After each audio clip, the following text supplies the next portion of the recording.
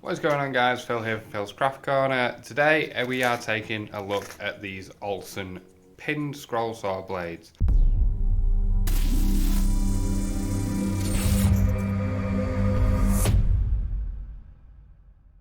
I've not used pinned blades for a long time, and I ordered these ones off Amazon yesterday as an emergency.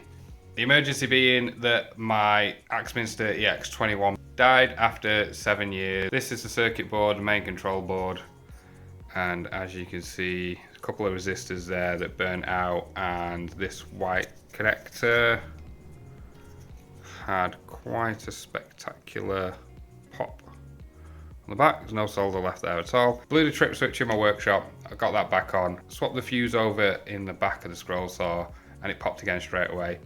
Phoned Axminster and they said the first place to look would be the control board. So I took it out. Sure enough, it's broken. So I've got a new one of these on order. It's going to take 2 weeks to get it because they don't have any. So I can get my EX21 running again. I've brought the old Clarke out of retirement. This is now 7 years old. I've used it a few times. I do keep it as a backup just in case the saw goes down, and it's a good idea. It has these hooks that go on here and allow it to take pinless blades, but I've lost one. I've only got the one, so I might have to order a couple of these off eBay, but I've needed to get some stuff done, so rather than wait for them to come, I ordered some of these and they came the next day, so we're going to give these a go. These are pinned blades. You've got a 15 TPI, a 10 TPI and an 18.5. I'm probably going to use the 18.5s because they're the closest, well, they're the thinnest ones that I have, and it's going to help me work easier. The thicker these blades are, the harder it is going to be to turn. So these ones come in the packets in these little tubes. It's not a full tube, it's just a little bit, so it'll keep them separated in the pack. You can see the difference between that blade and that blade, how thin this one is, so hopefully this will allow me to turn okay. The biggest issue I have with pinned blades is the pin at the top.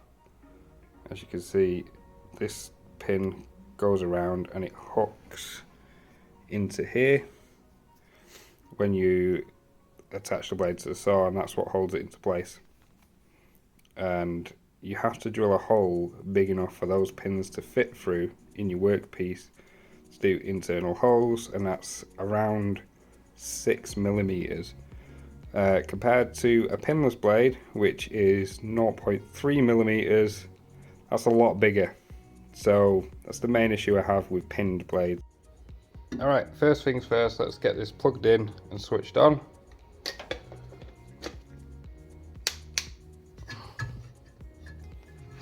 Alright tension on there, so it'll be fine to test. And it works. That was on a pretty low speed, just go pretty quickly.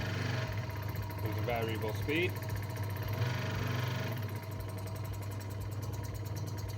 That squeaking noise is just the blade rubbing on this piece of wood. So let's get that changed out for the new blade, because this was an absolute emergency blade last time I had to use this saw.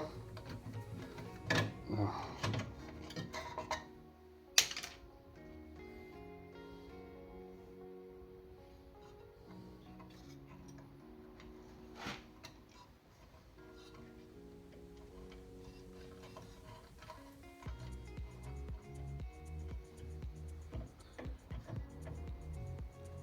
Do not miss that blade change at all. It takes 3 times less than that with my Axminster.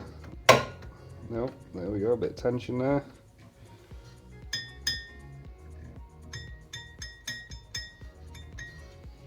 And let's switch it on.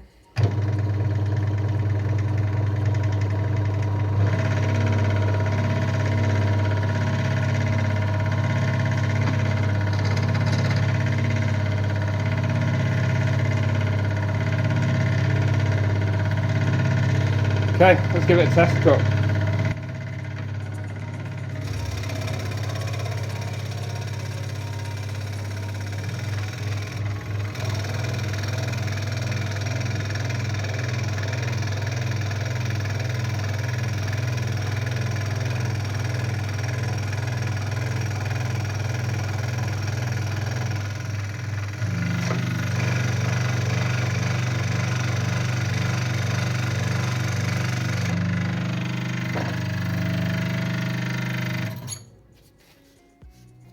Alright, so we're cutting okay.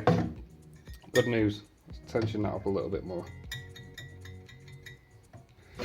Alright, so let's see how well we do. I got to here with the Axminster, so I need to continue from there somehow.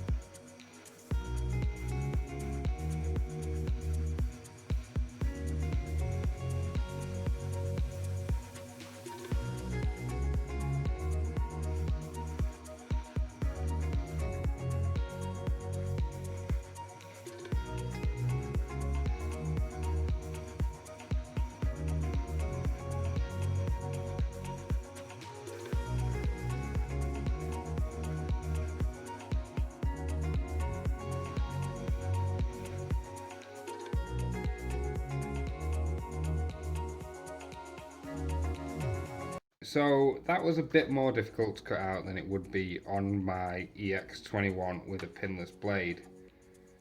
That being said, I was quite happy with how it turned out. When I first started doing the cuts and I came down this area, it was a little bit rough and I struggled to get the corners, but I need to relearn using these blades rather than being spoilt and being able to turn on the spot and get nice tight corners.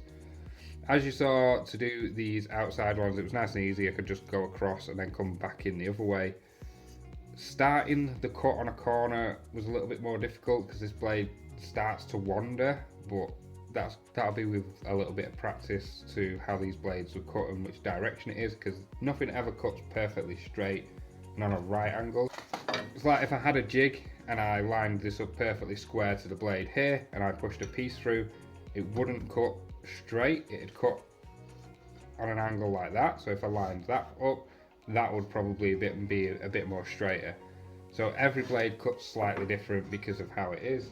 But that being said, the cuts themselves are nice and clean and sharp. See, this cut here was made with the pinless blade and this cut was made with the pinned blade, and there's no difference at all. They're nice and clean cuts. There's a bit of more fuzzy on the back, and that's because these aren't reverse skip blades, and my pinless blades are. You get a much cleaner finish on the back, but overall I'm quite happy and it's helped me get the job finished. So if you do need to get some pinned blades, these are pretty decent. You get a decent set in there, so I'll stick a link to these down below and you can pick them up. Thanks for watching, guys. I'll see you in the next video.